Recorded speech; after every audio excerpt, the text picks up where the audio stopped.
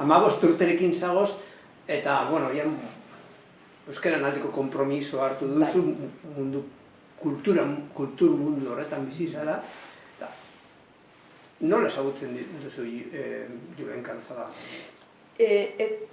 Juanito bialdu zuten Markinara, zen da urte batzuk egiten zituztenean herri baten, ohitura zegoen, ohitura edo aukera edo erabakia autua zen obispadutik aldatu egiten zituzten abadeak tokiz.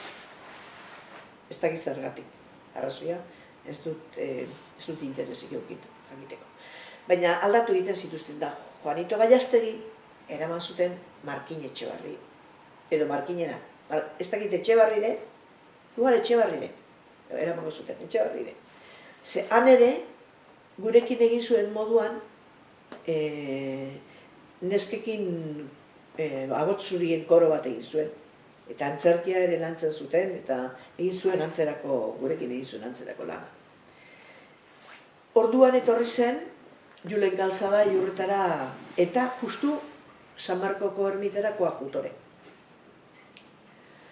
Eta koadjutore bezala, ordu asko pasatzen genituen Julenekin. Eta Julenekin ikasi nuen gizarte kontzientzia hartu nuen.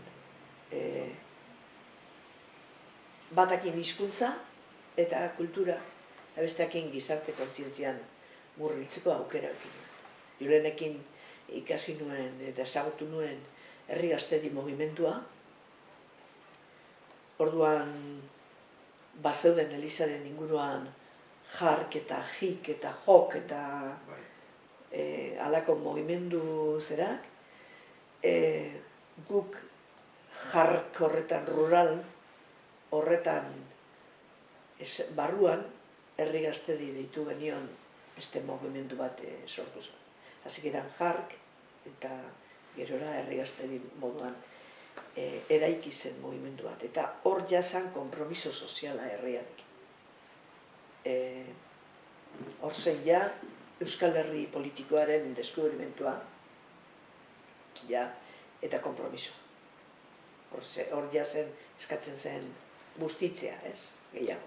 Nortzu izan zinen herri gazteen inguruan Durangaldean ibili zinetena?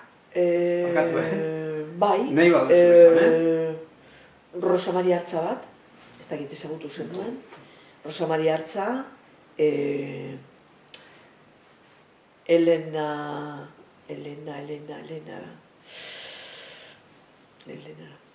Bilbao ateratzen zait, baina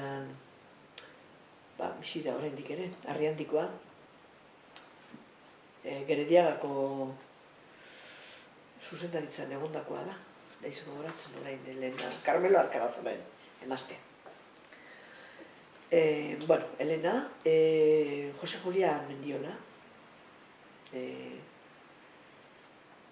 nire senarra justo ere bai,